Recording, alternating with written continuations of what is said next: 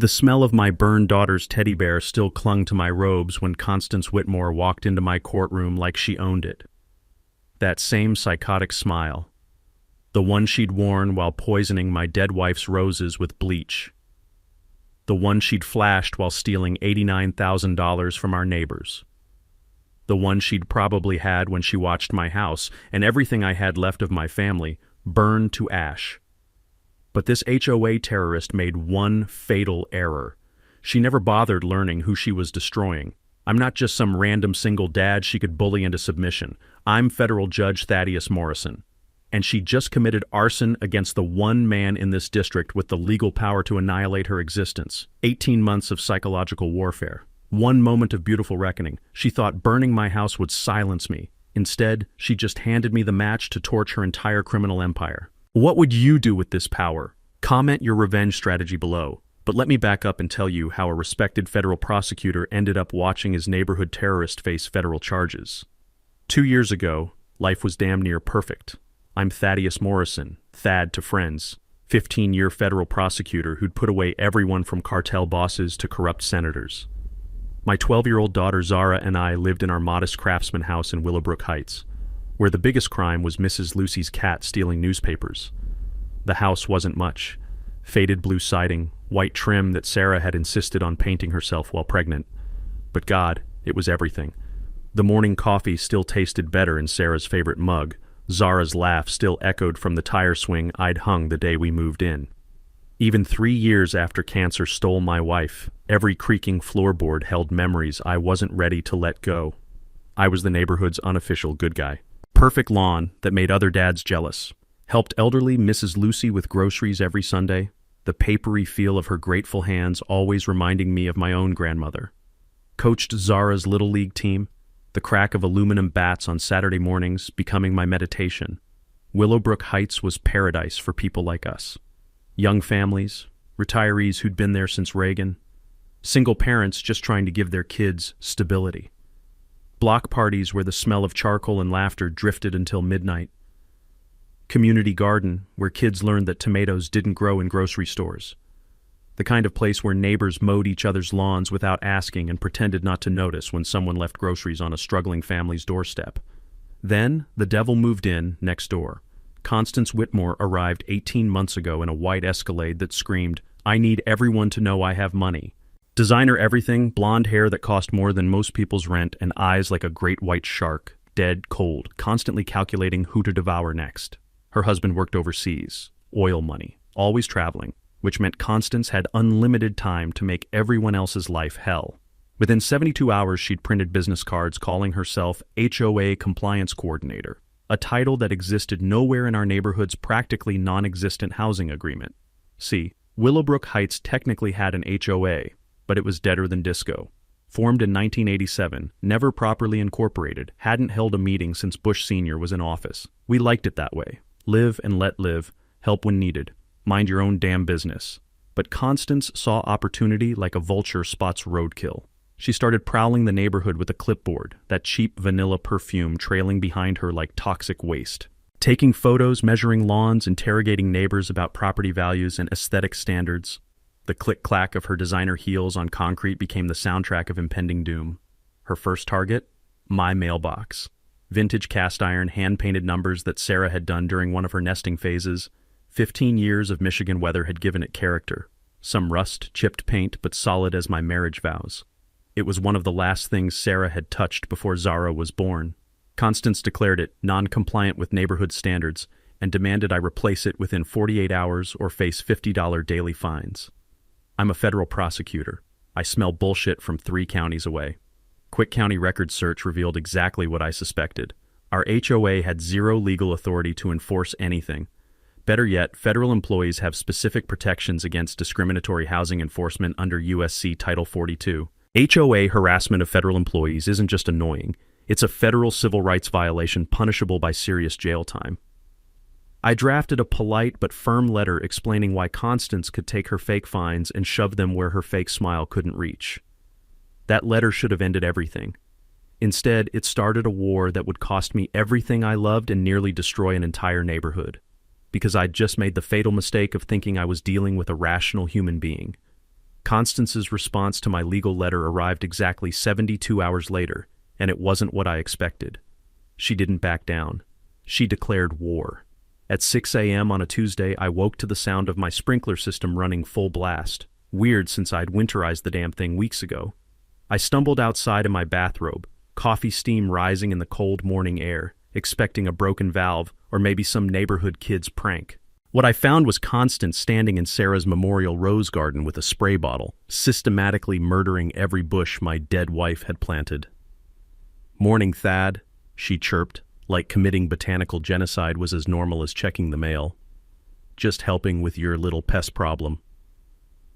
The chemical smell hit me like a punch to the gut, sharp, acrid industrial strength.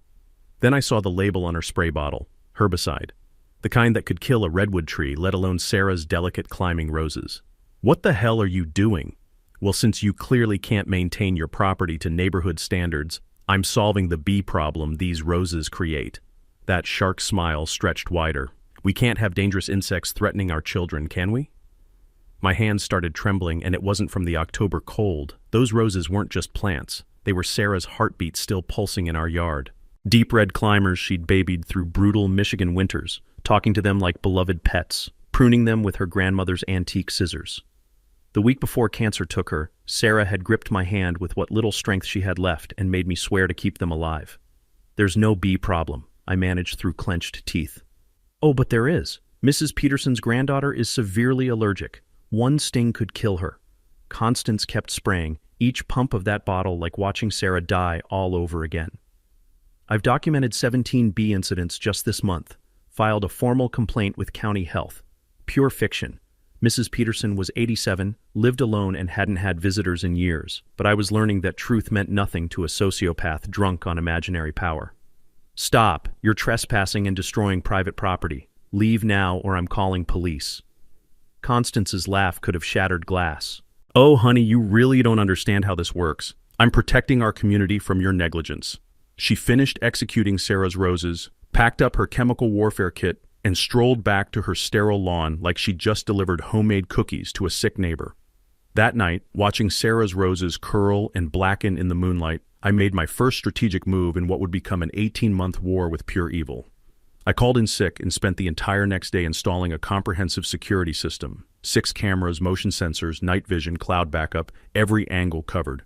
Years of prosecuting criminals had taught me that predators like Constance always escalate.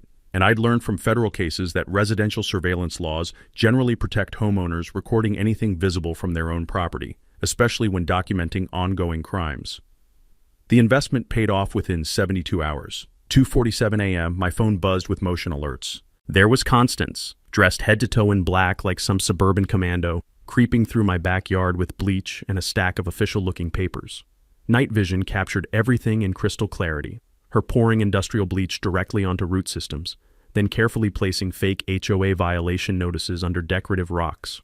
The forged documents were masterpieces of suburban fraud, complete with fake neighbor signatures complaining about safety hazards and property degradation, plus entirely fictional meeting minutes claiming the neighborhood had voted for emergency landscaping enforcement.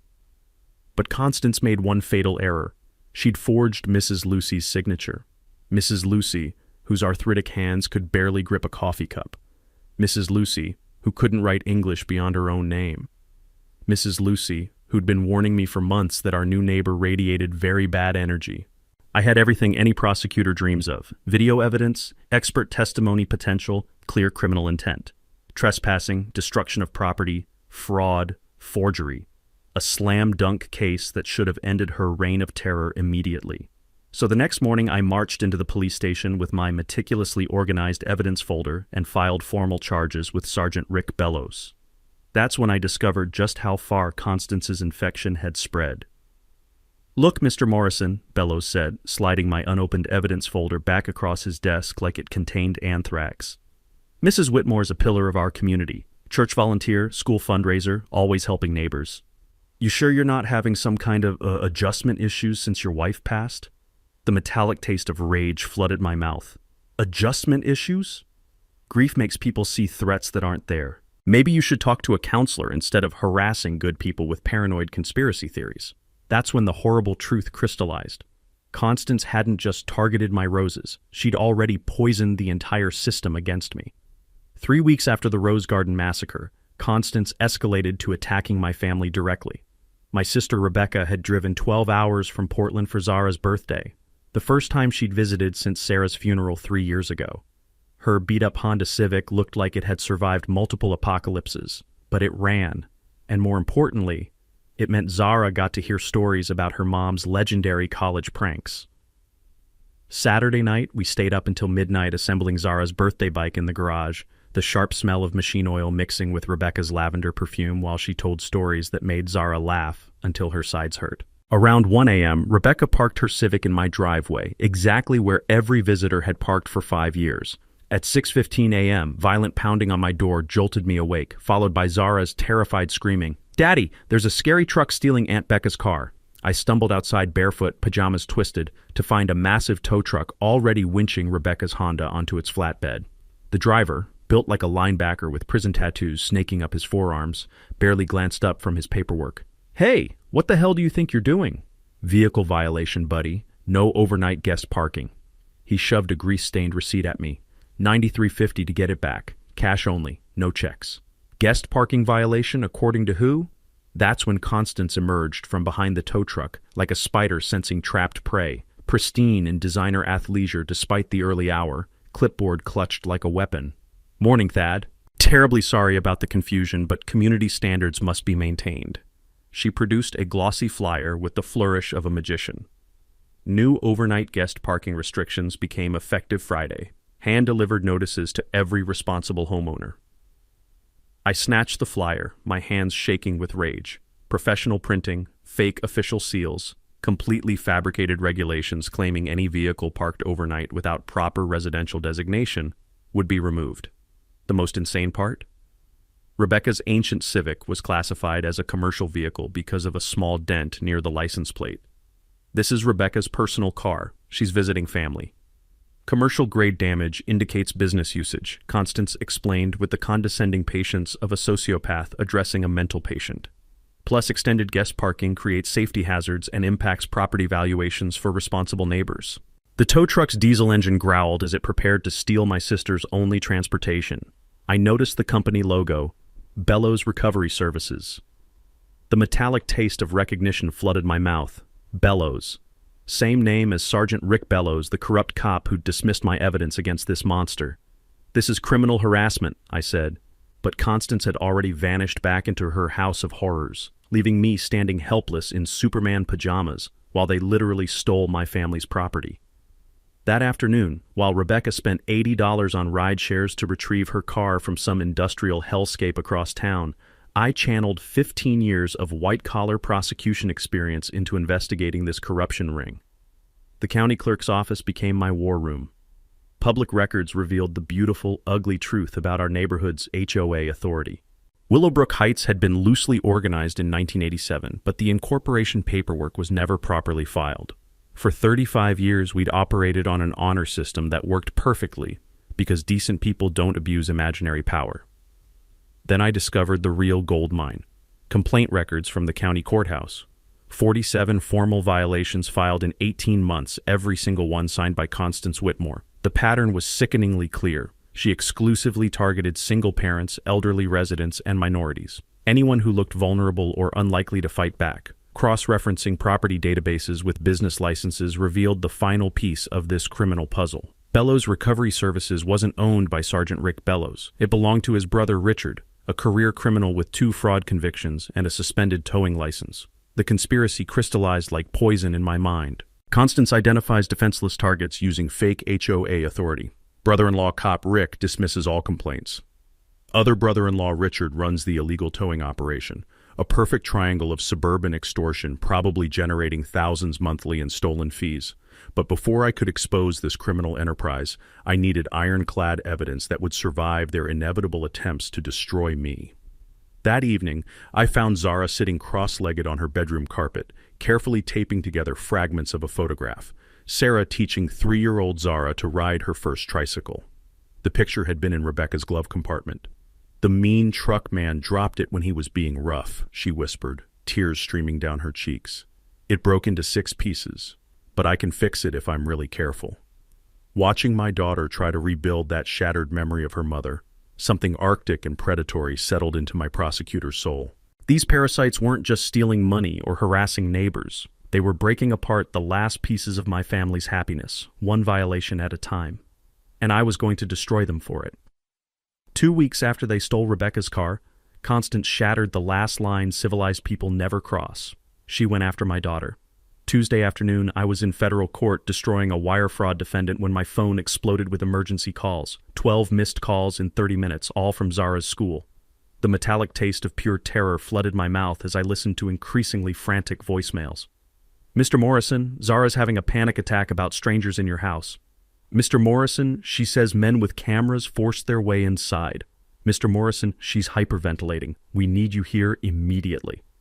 I abandoned my prosecution mid-closing argument and drove 90 through suburban streets, my hands shaking on the steering wheel. Every parent's worst nightmare screaming through my brain. Break-in, assault, kidnapping, the 1,000 ways monsters hurt children. I found Zara in the nurse's office, pale as death, clutching her rescue inhaler while her whole body trembled. She'd inherited Sarah's asthma along with her green eyes, and terror could trigger attacks that landed us in emergency rooms. "Daddy!" She collapsed into my arms, her heart hammering against my chest. "There were bad men in our house. They had cameras, and they wouldn't leave." Principal Watson looked genuinely shaken. "Zara came home for lunch and found 2 men inside your house. They claimed to be conducting some kind of inspection, but when she asked for identification, her voice trailed off. What happened?" They told her little girls shouldn't question adult authority. Then they kept taking pictures while she begged them to stop. The rage that filled my veins felt different this time. Not hot and explosive, but arctic and calculating. These predators had terrorized my child in her own home, and someone was going to pay in blood. Did anyone call police? Of course. Officers said the inspection was legitimate. Anonymous safety complaints requiring immediate investigation. I drove Zara home, her small fingers crushing mine while she recounted every violation of our sanctuary. 2 men with professional cameras, clipboards, fake authority. They'd photographed everything, her bedroom, my home office, even inside our medicine cabinet. The house reeked of stale cigarettes and cheap aftershave, contaminated by strangers who touched our most private spaces. But in their arrogance, they'd left evidence. A business card behind our couch revealed the beautiful truth. Morrison Property Assessments LLC registered just that morning to a vacant lot address. The certified building inspector was actually Derek Whitmore, Constance's unemployed cousin, whose only construction experience involved 3 DUI arrests and a meth possession charge. The sheer audacity was breathtaking. She'd created a fake company using my own name to justify terrorizing my daughter. That night, while Zara slept in my bed because she was too traumatized to be alone, I filed an emergency restraining order. 18 months of documented harassment using fake authority to traumatize a child, criminal trespass with fraudulent credentials. Judge Patricia Hernandez, who'd known Sarah, granted it immediately. Constance was forbidden from approaching me, my daughter, or my property for 6 months. Violation meant automatic arrest and federal charges. I felt victorious for exactly 14 hours. Wednesday morning, I woke to voices on my front porch. Through the window, I saw Constance chatting animatedly with 2 police officers, coffee cup in hand like they were discussing weekend barbecue plans. When she spotted me watching, she waved cheerfully and dabbed her eyes with a tissue. Sergeant Rick Bellows looked up from his notepad with the expression of a man watching his pension evaporate. "Mr. Morrison, we've got a situation. Mrs. Whitmore says you threatened her life yesterday, made some pretty specific threats about making her disappear permanently. The audacity literally stole my breath. That's impossible. I was in federal court all day, then at my daughter's school. Dozens of witnesses. Constance's performance deserved an Oscar. Trembling hands, tears on cue, voice breaking with perfect timing. I know grief makes people say terrible things, Thad, but when you told me you'd bury me so deep even God couldn't find the body, I had to protect myself. Check the restraining order I filed yesterday." "About that," Bellows interrupted with the enthusiasm of a man facing his own execution. "Mrs. Whitmore filed a counter-restraining order claiming you've been stalking her, taking pictures, following her to church, threatening her life. Judge signed it 2 hours ago." The legal bear trap snapped shut with surgical precision. 2 conflicting restraining orders, each claiming the other party was the dangerous aggressor. A he-said-she-said clusterfuck that would paralyze the courts for months while Constance continued destroying lives. But this time, her sociopathic cleverness had backfired spectacularly. Because filing false police reports against a federal prosecutor isn't just local corruption. It's a federal crime that carries 20 years in prison. And I was about to show her the difference between small-town bullying and federal justice. That night, while Zara slept fitfully beside me, I made a phone call that would change everything. Marcus, it's Thad Morrison. I need a favor. Marcus Webb had been my law school roommate before becoming the FBI's best financial crimes investigator. We'd stayed close over the years, bonding over bourbon and war stories about white-collar predators who thought they were too clever to get caught. Jesus, Thad, it's midnight. You better be calling because someone's dead. Not yet, but give me time. I explained the situation in prosecutor shorthand. 18 months of escalating harassment, fake HOA authority, criminal trespass, terrorizing my daughter. I need you to run a deep financial background on Constance Whitmore. Something's not adding up about her motivation. You think this is about money? It's always about money, Marcus. Always. 48 hours later, Marcus called back with information that made my blood run cold. Your suburban terrorist is drowning in debt, buddy. We're talking catastrophic financial collapse. The numbers painted a picture of spectacular greed and stupidity. Constance owed $89,000 in back taxes on a rental property she'd bought with fraudulent income documentation. Her husband's overseas oil job had ended 8 months ago. He was actually working at a truck stop in Nevada, sending home barely enough to cover their mortgage. The Escalade was 3 payments from repossession, and she had 17 maxed-out credit cards hidden from her husband. But here's where it gets interesting, Marcus continued. She's been collecting HOA assessment payments from your neighbors for 18 months. We're talking about $340,000 that should have gone into a community fund. My prosecutor instincts started humming like live wires. There is no community fund. Exactly, because there's no legitimate HOA. She's been pocketing every penny while using intimidation to keep people paying. Classic extortion scheme with a suburban twist. The beautiful, horrible picture crystallized. Constance wasn't just a power-hungry sociopath. She was a desperate criminal using fake authority to fund her collapsing lifestyle. Every illegal fine, every fabricated violation, every intimidation tactic was designed to steal money from neighbors too scared or confused to fight back. How many families has she targeted? 23 households paid illegal assessments. Another dozen got hit with violation fines ranging from $50 to $500. She's particularly vicious toward minorities and single parents, anyone who might not understand their rights or have resources to fight. I thought about Mrs. Lucy, who'd mentioned paying neighborhood fees she couldn't afford. Marcus, the young dad who'd seemed nervous whenever Constance appeared. How many families had been quietly terrorized into poverty by this suburban predator? There's more, Marcus said. Federal mail fraud charges are slam dunk. She used postal service to deliver fake HOA notices demanding payment, wire fraud for electronic transfers. And if you can prove she targeted people based on race or family status, civil rights violations under the Fair Housing Act. 20-year federal sentences, Thad. This isn't small-town harassment anymore. This is organized crime with federal jurisdiction written all over it. For the first time in 18 months, I felt the cold satisfaction of a predator about to become prey. Constance had made the fatal mistake that destroys every criminal eventually. She'd gotten greedy enough to commit federal crimes while targeting a federal prosecutor. But I needed ironclad evidence before making my move.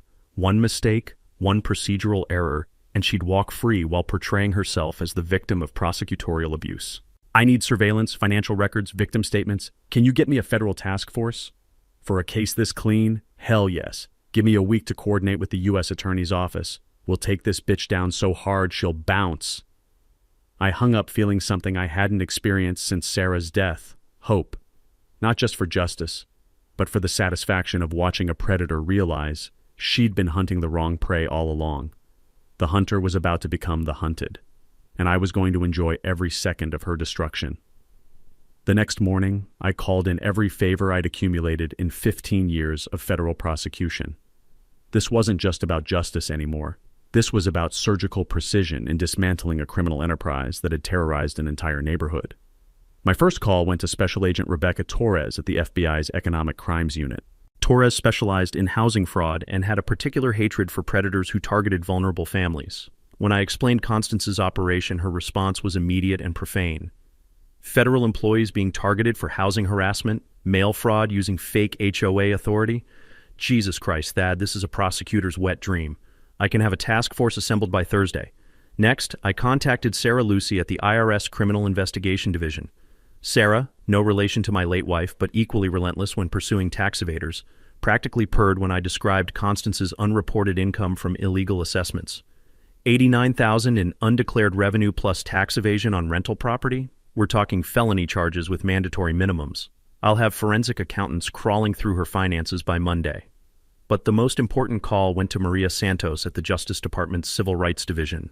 Maria had spent her career prosecuting housing discrimination cases, and when I outlined Constance's targeting patterns, minorities, single parents, federal employees, her voice turned Arctic.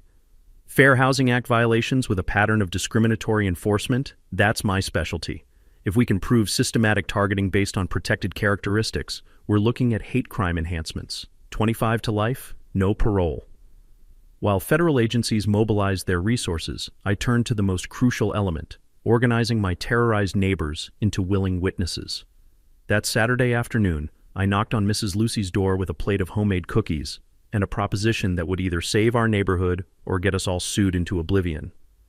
Mrs. Lucy, I need to ask you about the neighborhood fees you've been paying to Constance. Her weathered face immediately filled with worry. I don't want trouble, Mr. Morrison. She said if I don't pay, she'd call immigration on my grandson Tommy. The bastard had been threatening a decorated Marine veteran whose only crime was having Korean grandparents.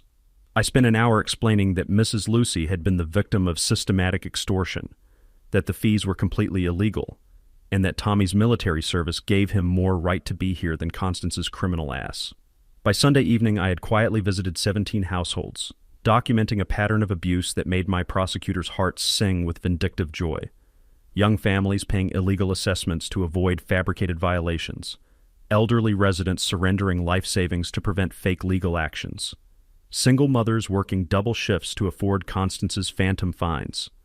Marcus Rodriguez, the nervous young dad I'd noticed avoiding Constance, broke down in tears when I explained his rights. She said if I didn't pay the pool maintenance fee, she'd report me to Child Protective Services for unsafe living conditions. My wife and I have been eating ramen for months to afford her bullshit fees. There was no pool in our neighborhood. Never had been.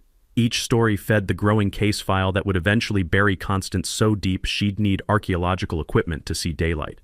But documentation wasn't enough. I needed real-time evidence of ongoing crimes.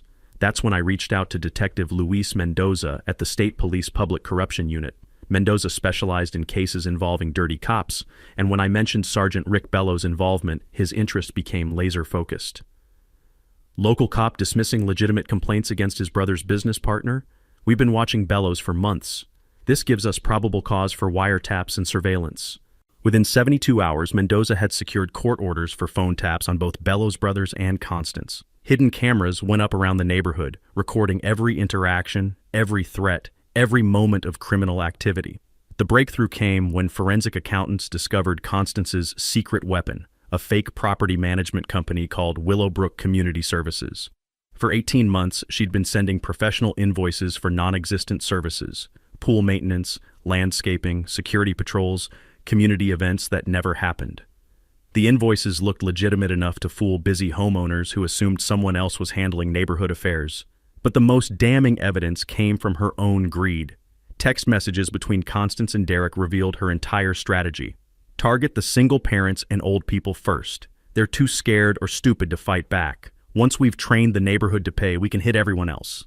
Digital forensics also uncovered her research on my family. She'd spent hours online learning about Sarah's death, Zara's medical issues, my court schedule, gathering personal ammunition to maximize psychological damage. One particularly chilling browser search read, "How to make federal prosecutor look unstable custody hearing." She hadn't just been harassing us randomly. She'd been conducting psychological warfare with surgical precision, designed to destroy my career and steal my daughter. By Friday morning, we had assembled the kind of case that makes defense attorneys weep. Federal mail fraud, wire fraud, tax evasion, civil rights violations, racketeering, conspiracy, and criminal intimidation. 23 victims willing to testify. 6 months of recorded phone calls, financial records proving systematic theft. The trap was set, baited with 18 months of Constance's own criminal arrogance. Now we just had to wait for her to walk into it. 3 weeks into the federal investigation, Constance must have sensed the walls closing in, because her harassment escalated into something far more dangerous than fake fines and illegal towing. It started with the break-in that wasn't a break-in. I came home from court on a Thursday evening to find my front door slightly ajar, the bitter smell of cigarette smoke drifting from inside. Every prosecutor instinct screamed danger as I pulled Zara behind me and called for backup before entering. The house looked like a hurricane had hit it. Drawers dumped, papers scattered, furniture overturned. But this wasn't a robbery. Nothing valuable was missing. Instead, someone had been searching for something specific, leaving behind a calling card that made my blood freeze. On my kitchen table sat a manila envelope marked "Evidence of Judicial Misconduct," filled with fabricated documents that would have impressed any federal forger. Fake bank statements showing mysterious deposits. Doctored emails suggesting I'd taken bribes in previous cases. Professional quality photographs of me talking to Marcus Webb with captions claiming he was a known criminal informant paying for favorable treatment. The masterpiece was a forged letter on federal courthouse letterhead, allegedly from me to Constance, containing graphic threats that would end my career and land me in prison if anyone believed them. The forgery was good enough to fool casual inspection, letterhead, signature, even the right security paper. But Constance had made two fatal errors. First, the letter was dated for a day when I'd been in Washington, D.C. testifying before Congress, easily verified by C-SPAN footage and hotel records. Second, she'd used phrases no federal prosecutor would ever write, legal terminology that revealed the author's complete ignorance of actual court procedures. More importantly, FBI surveillance had recorded Derek Whitmore breaking into my house while Constance directed the operation from her car, smoking cigarettes and coaching him through a Bluetooth earpiece. "Plant the envelope on the kitchen table where they'll definitely find it," her voice crackled through federal recording equipment. "Make sure you get fingerprints on everything, so it looks like he was trying to hide evidence." The irony was beautiful. While committing federal breaking and entering to frame me for crimes I didn't commit, she was creating ironclad evidence of crimes she actually was committing. But the frame-up attempt was just foreplay for what came next. Friday morning, local news ran a story that made my stomach drop into my shoes. Federal judge under investigation for corruption. Someone had leaked the fabricated evidence to Channel 7, complete with anonymous quotes from concerned neighbors, describing my erratic behavior and suspicious activities. The story was carefully crafted to destroy my reputation without making legally actionable claims.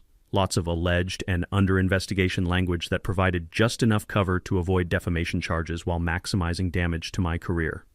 Within hours, my phone was ringing with calls from judicial conduct investigators, federal supervisors, and defense attorneys from every case I'd prosecuted, all smelling blood in the water. The story had enough manufactured credibility to trigger formal investigations that could take years to resolve, even after proving my innocence. But the most devastating call came from Zara's school. "Mr. Morrison, this is Principal Watson. We've received some concerning information about your home situation. Child Protective Services will be conducting a welfare check this afternoon." The final piece of Constance's strategy clicked into place with sickening clarity. Frame me for corruption, trigger CPS investigation, use my criminal behavior to justify removing Zara from my custody. The anonymous tip probably described drug use, violence, neglect, whatever lies would cause maximum damage.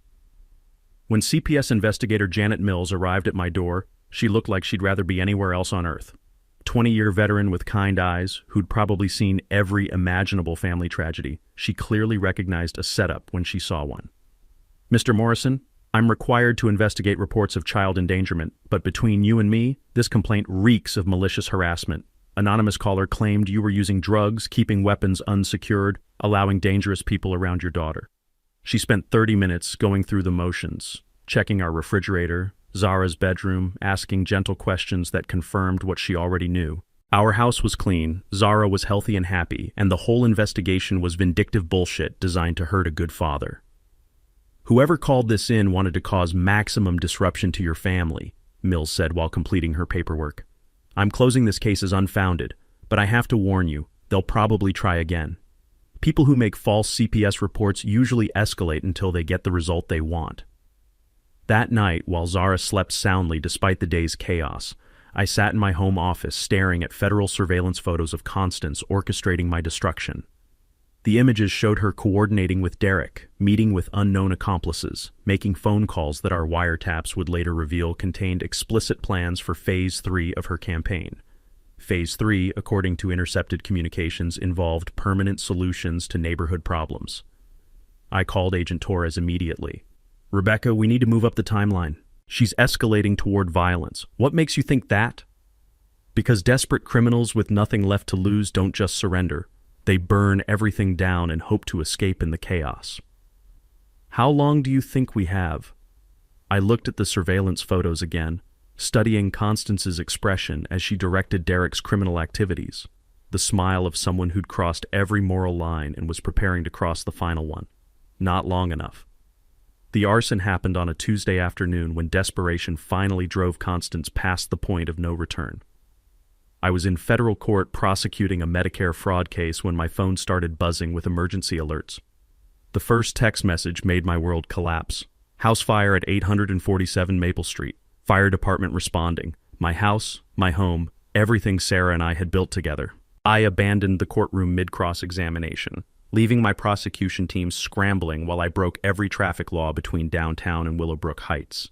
The acrid smell of smoke hit me 3 blocks away, that distinctive chemical stench that meant someone had used accelerant to guarantee maximum destruction. Fire trucks lined our normally quiet street, their red lights painting everything in hellish shades while neighbors gathered in shocked clusters. But the scene that stopped my heart was Zara standing on Mrs. Lucy's front lawn, tears streaming down her soot-stained face as she watched 18 years of memories burn to ash. "Daddy!" She ran into my arms, her whole body shaking. I got home from school and there was already smoke everywhere. Mrs. Lucy made me stay at her house and call 911. Fire Marshal Davidson met me at the police tape, his expression grim as he delivered the news every homeowner dreads. "Started in the basement, spread fast through the first floor. We managed to contain it before it reached the second story, but..." He didn't need to finish. The house was gutted. "Any idea what caused it?" Davidson's 20-year veteran eyes held no illusions about accidental fires. "Accelerant pattern suggests arson. ATF's been called in due to your federal employment status. This gets treated as potential domestic terrorism until proven otherwise." The next 6 hours blurred together in a nightmare of investigators, insurance adjusters, and the slow realization that we'd lost everything that mattered. Photo albums from Zara's childhood, Sarah's jewelry, the hand-painted furniture Sarah had spent months refinishing. Even the rebuilt Memorial Rose Garden was nothing but charred earth and melted metal. But Constance had made her final, fatal mistake. ATF Special Agent Monica Rodriguez arrived with a team of federal arson investigators who treated our home like a crime scene from CSI. Within 2 hours, they'd found clear evidence of professional accelerant placement, timer devices, and most damning of all, security footage from Mrs. Lucy's doorbell camera showing Derek Whitmore entering our house at 1:47 p.m. carrying a suspicious duffel bag. "Your neighbor's cousin isn't the brightest criminal we've seen," Rodriguez explained while showing me enhanced video footage. "Left fingerprints on the accelerant containers, dropped his driver's license in your basement, and was stupid enough to use his own credit card to buy timer devices at Home Depot yesterday." By 8 p.m., Derek was in federal custody, spilling everything to save himself from terrorism charges. The recording of his confession would have been comedy gold if it wasn't describing the destruction of my family's life. Constance said the judge was trying to destroy her with fake investigations, Derek whined to federal agents. She said if we burned his house down, he'd be too busy with insurance companies to keep harassing her. Plus, she promised me $10,000 from the neighborhood fees she'd been collecting. But the most damning evidence came from Constance's own phone, which federal wiretaps had been recording for weeks. Her conversation with Derek 3 hours before the fire was a prosecutor's dream of criminal stupidity.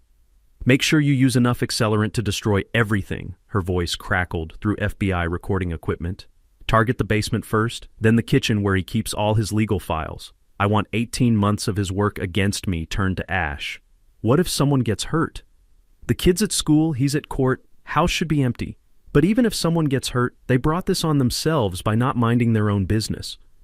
The casual discussion of potential murder charges was breathtaking in its sociopathic calculation. Constance hadn't just committed arson, she'd done it with complete disregard for human life, which elevated the charges to attempted murder under federal terrorism statutes. Agent Torres arrived at the scene as Derek was being loaded into a federal transport van, his confession complete and devastating. "We've got enough evidence to put both of them away for life," she told me while investigators cataloged the destruction. Arson, conspiracy, terrorism charges against a federal employee. The U.S. attorney is calling this the easiest federal prosecution he's seen in 20 years. But the sweetest moment came at 11:30 p.m., when a convoy of federal vehicles surrounded Constance's house with enough firepower to invade a small country. Through Mrs. Lucy's window, we watched tactical agents arrest the suburban terrorist who'd spent 18 months making our lives hell. She was still wearing her designer pajamas and perfectly applied makeup when they dragged her out in handcuffs. That arrogant smirk finally replaced by the terror of someone realizing their victims had more power than they'd ever imagined. The last thing she saw before being stuffed into a federal transport van was me standing in Mrs. Lucy's yard holding my daughter close, watching justice finally arrive with badges and arrest warrants. Her reign of terror was over, but her federal prosecution was just beginning. 6 months later, the moment I'd been dreaming about since finding Constance poisoning Sarah's roses finally arrived. United States versus Constance Whitmore and Derek Whitmore, federal court, full media circus. I'd recused myself from the case, obviously, but visiting Judge Patricia Hernandez had no such conflicts. Hernandez was a legend. 20 years on the federal bench, zero tolerance for criminals who targeted families, and a particular hatred for housing discrimination cases that reminded her of her own childhood in segregated Texas. The courthouse steps were packed with news crews from 3 states. HOA Karen federal arson trial had become a national story, the perfect symbol of suburban tyranny meeting federal justice. Local reporters interviewed neighbors who'd suffered under Constance's reign of terror, while national networks explored the broader epidemic of HOA abuse across America. Inside, the courtroom gallery was standing room only. Mrs. Lucy sat in the front row, wearing her best dress and a satisfied smile that could power the building.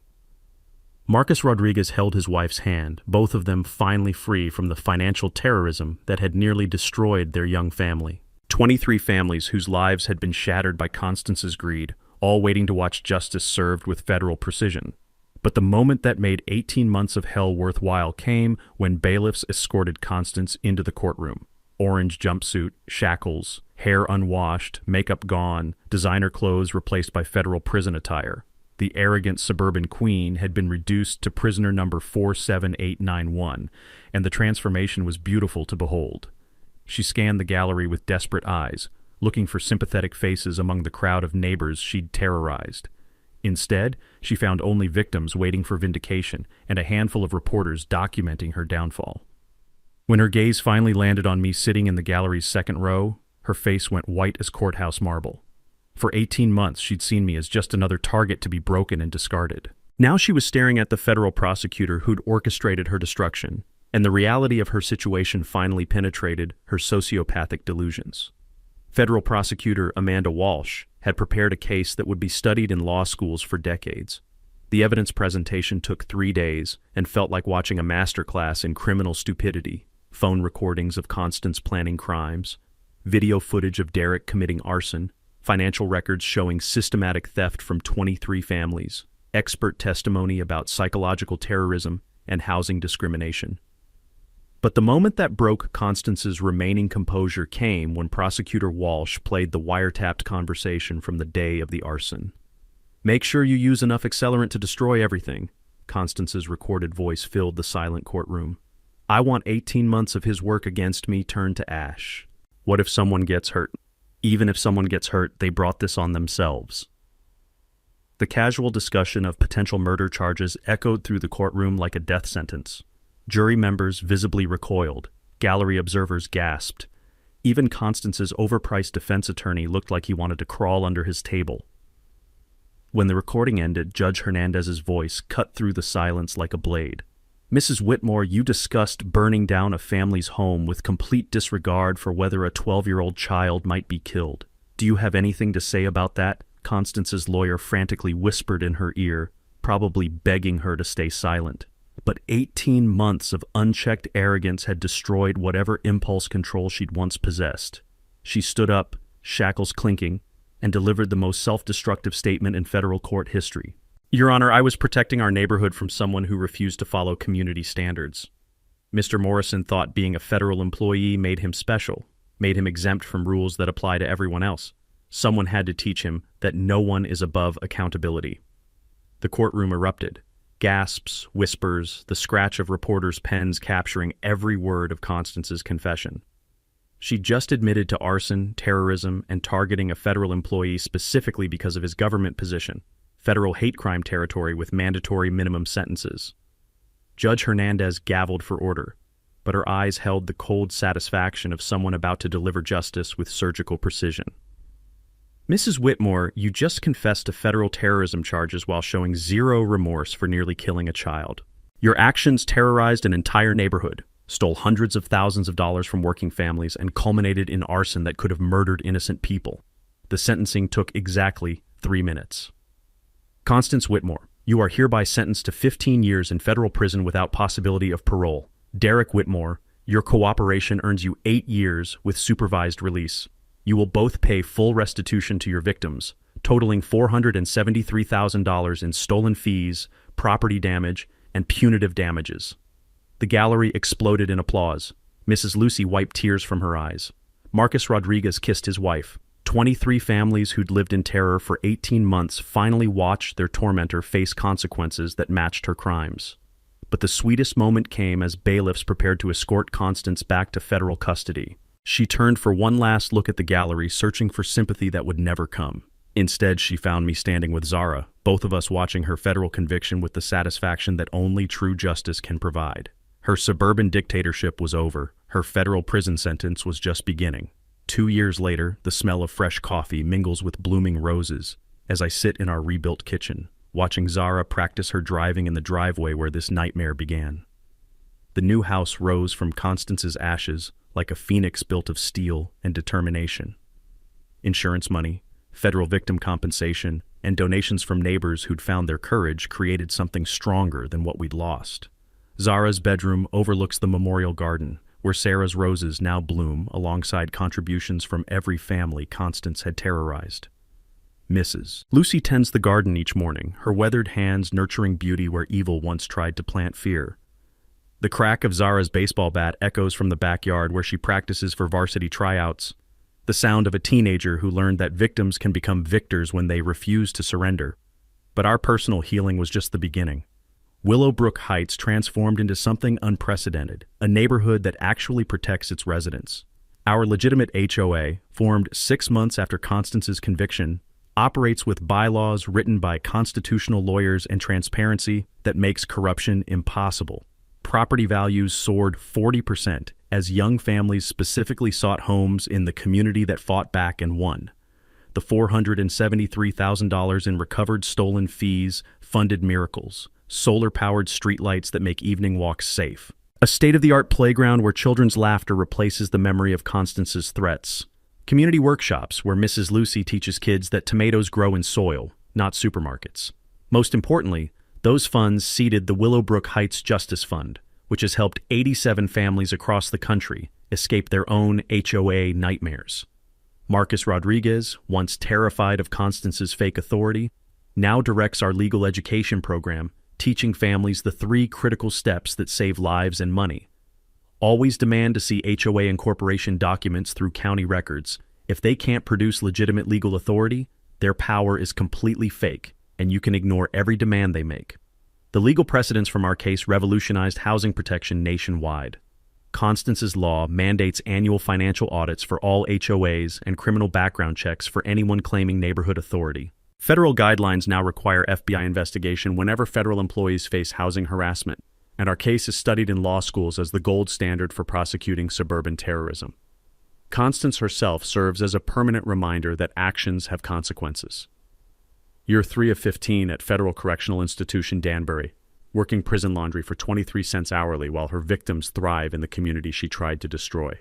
Recent reports suggest federal custody has taught her that entitled attitudes don't survive contact with hardened criminals who despise child-targeting predators. Derek washes dishes in Oregon, still paying monthly restitution until 2045. Sergeant Rick Bellows lost his pension and freedom, serving 2 years for public corruption. Brother Richard's towing empire was seized and sold, the trucks now serving legitimate businesses instead of preying on desperate families. But the victory that matters most happened last month at our 3rd annual community festival. Zara, now 16 and fierce with Sarah's determination, announced scholarship recipients to a crowd of 600 people, including federal agents, reporters, and families visiting from neighborhoods fighting their own battles. These awards honor kids whose parents never surrendered to bullies, she declared, her voice carrying across faces that had known fear and chosen courage, because the best revenge against people who try to destroy you is building something beautiful where they left ashes. The festival raised $18,000 for next year's Justice Fund, but the real treasure was watching former victims become fierce protectors of vulnerable neighbors. Mrs. Lucy's grandson Tommy, the Marine veteran Constance had threatened with deportation, now leads our neighborhood watch program with military precision and infinite patience. Standing in our garden as sunset painted the roses gold, I felt Sarah's presence in every bloom, every laugh, every moment of peace that evil had tried to steal, but couldn't destroy. We didn't just survive Constance Whitmore's reign of terror. We transformed it into something beautiful. Your turn to fight back. Share your HOA horror story in the comments below. You're not alone, and together we can expose these suburban predators. Hit subscribe to HOA Stories for more tales where justice wins and communities heal, because good people really do triumph when they refuse to surrender. The war for your neighborhood starts with one brave family willing to stand up. Make sure that family is yours. We appreciate you spending your time with us on HOA Stories, where HOA Karens finally get checked. If you enjoyed today's drama, hit like, comment on your favorite part below, and don't forget to subscribe so you'll be the first to catch our next HOA Showdown.